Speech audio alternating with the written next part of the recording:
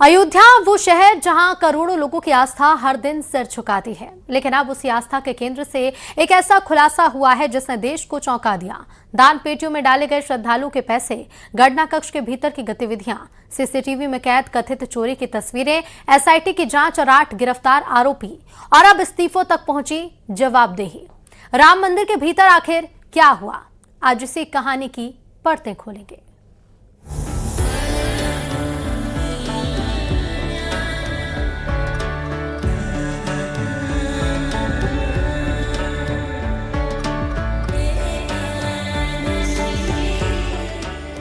राम मंदिर में श्रद्धालु जब दान पेटी में पैसा डालता है तो वो सिर्फ मुद्रा नहीं डालता, वो विश्वास डालता है, वो आस्था डालता है, वो भगवान के चरणों में अपनी श्रद्धा को समर्पित करता है।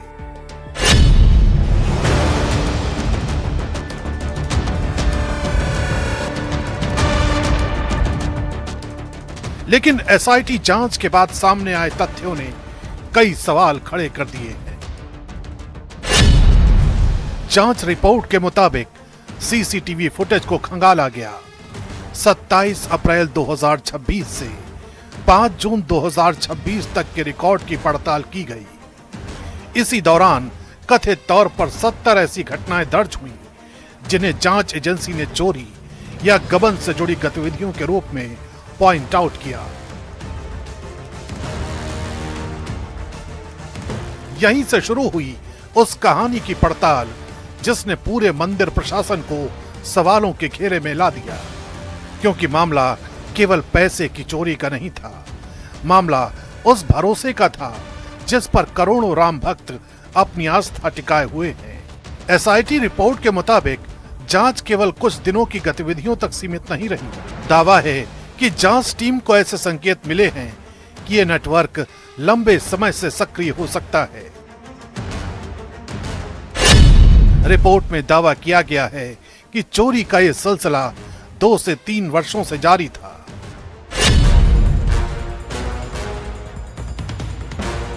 जांच में इलेक्ट्रॉनिक सबूत जुटाए गए, फुटेज के एक-एक फ्रेम को देखा गया, कर्मचारियों से पूछताछ हुई, बयानों का मिलान किया गया और फिर एक के बाद एक नाम जांच के दायरे में आते गए।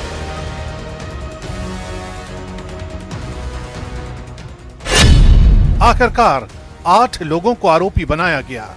इनमें ड्राइवर से लेकर दान गणना प्रक्रिया से जुड़े लोग शामिल हैं। एफआईआर में जिन 8 लोगों के नाम हैं, उनमें टिन्नू यादव, अनुकल्प मिश्रा, सुभाष श्रीवास्तव, मनीष यादव, लवकुश मिश्रा, अविनाश शुक्ला, करुणेश पांडे और रमा शंकर मिश्रा शामिल हैं। जांच एजेंसियों का मानना है कि कथित तौर पर यह कोई अकेली घटना नहीं, बल्कि एक ऑर्गेनाइज्ड सिस्टम का हिस्सा था।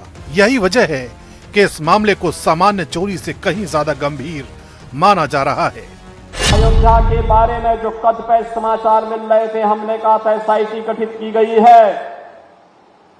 एसआईटी की रिपोर्ट आने के साथ ही हमारी कार्रवाई भी प्रारंभ हो जाएगी और आपने देखा होगा एसआईटी की रिपोर्ट आई, तुरंत कार्रवाई प्रारंभ हो गई। और मैं आश्वस्त करता हूं, जो मैंने कहा था दूध का दूध और पानी का पानी हम करके रहेंगे।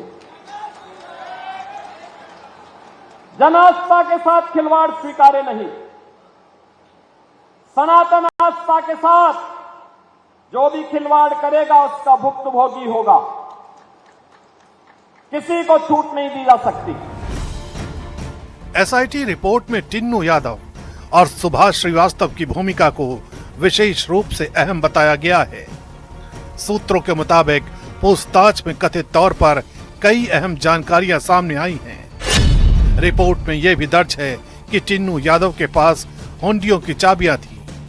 सवाल यह है कि इतनी संवेदनशील व्यवस्था में पहुंच और कंट्रोल किन प्रक्रियाओं के तहत तय किया गया था, और अगर व्यवस्था मौजूद थी तो फिर कथित तौर पर इतनी बड़ी चूक कैसे हुई?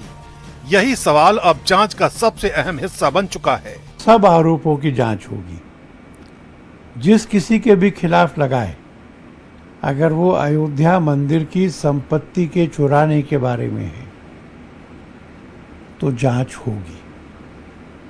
इसलिए छोटी बड़ी मछली की बात नहीं है, सब मछलियां एक ही तालाब में है। जैसे जैसे जांच आगे बढ़ रही है वैसे वैसे इसका असर प्रशासनिक स्तर पर भी दिखाई देने लगा। राम मंदिर ट्रस्ट के महासचिव चंपत राय ने अपना इस्तीफा सौंप दिया। उनके साथ ट्रस्टी डॉक्टर अनिल मिश्रा ने भी पद छोड़ दिया। देखिए, बहुत दुर्भाग्यपूर्ण है। आस्थाओं पे जो चोट होती है वो भारी आघात देती है, लेकिन सबसे बड़ी बात यह है कि दोषी पकड़े जा रहे हैं, उनको दंड भी मिलेगा। बात कुछ कहते बनती नहीं है, क्योंकि भगवान श्री मर्यादा पुरुषोत्तम प्रभु श्री राम, जिनकी चरण की शरण जो है हमारे अंतःकरण के विकारों को, हमारे चित्त के मल को दूर करती है।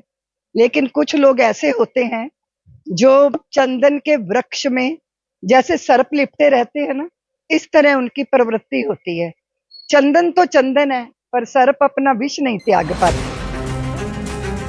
ये घटनाक्रम इसलिए महत्वपूर्ण माना गया क्योंकि मंदिर की व्यवस्था और संचालन में दोनों की अहम भूमिका रही। इस्तीफों के बाद राजनीतिक और सामाजिक बहस तेज हो गई। हालांकि अब तक एफआईआर में दोनों का नाम शामिल नहीं है, लेकिन एसआईटी रिपोर्ट में उनकी भूमिका और जिम्मेदारियों को लेकर सवाल जरूर उठाए गए हैं। ये भी एक वजह है कि समाजवादी पार्टी के अध्यक्ष अखिलेश यादव इस मुद्दे पर लगातार सरकार पर तंज कस रहे हैं। वो क्या करेंगे दूध का दूध और पानी का पानी, लालच ने मार दिया है जिनकी आंख का पानी। गणित की पढ़ाई करने का क्या फायदा जब गिनती में ही हेराफेरी हो गई, सोने चांदी में घटतोली हो गई, जेवरातों की चोरी हो गई। उनके चिराग तले अंधेरा नहीं, भ्रष्टाचार का घोर अंधकार भरा पाताल निकला। लोग उनकी बात पर एतवार करके पछताए हैं, जिन्होंने खुद के ही गुनाहों के मुकदमे हटाए हैं। वैसे पता नहीं लोग ये क्यों पूछ रहे हैं, अयोध्या से गोरखपुर कितनी दूर है। इस पूरे मामले का सबसे बड़ा संदेश शायद अदालत से आया। पुलिस ने गिरफ्तार किए गए सभी आरोपियों को कोर्ट में पेश किया। सुनवाई के बाद अदालत ने सभी को न्यायिक हिरासत में जेल भेजने का आदेश दिया। दूसरी तरफ मुख्यमंत्री योगी आदित्यनाथ ने साफ कहा कि दूध का दूध और पानी का पानी होकर रहेगा। उन्होंने साफ कहा कि जन आस्था और सनातन के साथ खिलवाड़ करने वालों को छोड़ा नहीं जाएगा। बहनों और भाइयों, ये स्वीकार्य नहीं।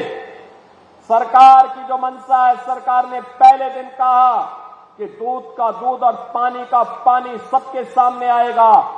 लेकिन मैं फिर से अपील करूंगा, राम भक्तों की अग्नि परीक्षा मत लो।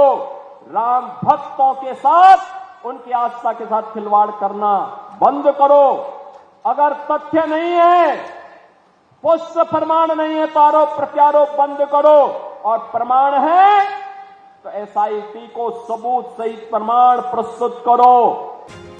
अब निगाहें जांच की अगली रिपोर्ट पर हैं। क्या ये मामला केवल 8 आरोपियों तक सीमित रहेगा? क्या और नाम सामने आएंगे? क्या जिम्मेदारी का दायरा ऊपर तक जाएगा? इन सवालों के जवाब अभी बाकी हैं, लेकिन इतना तय है कि राम मंदिर चढ़ावा चोरी मामला अब केवल एक आपराधिक जांच नहीं रहा, ये भरोसे की परीक्षा बन चुका है।